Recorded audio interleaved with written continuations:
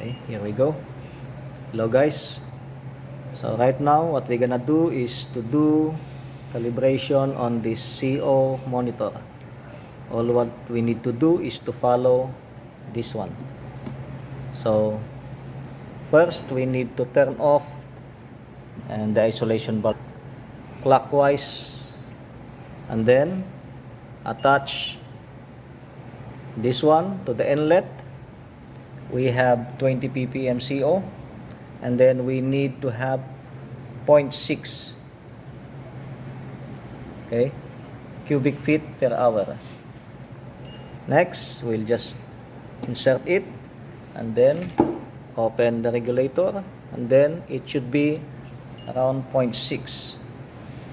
Okay, now it's detecting our 20 ppm CO, and then it will now proceed to calibration. So the countdown already begins. So let's just wait until it will be completed. So it will take time. Just be patient.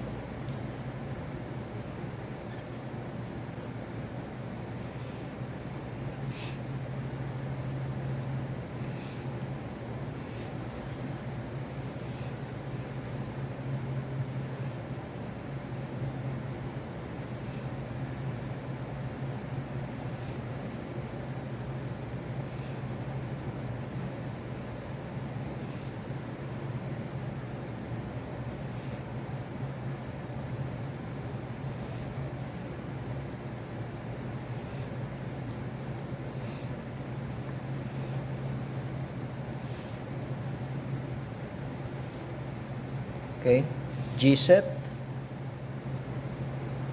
and then remove the gas. So remove the gas, close the regulator, and then that's it. We will just wait the concentration to go down to 0 ppm.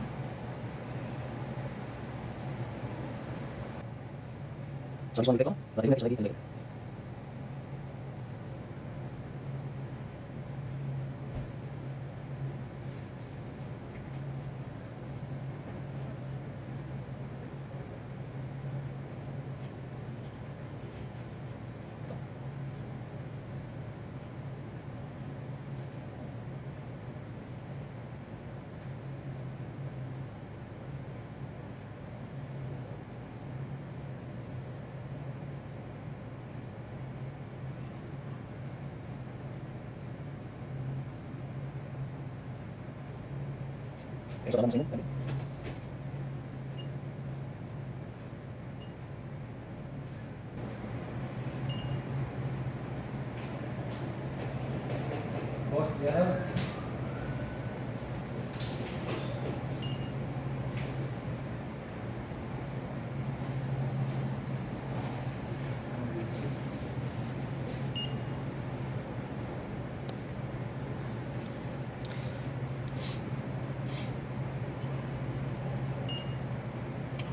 Okay, so that's it.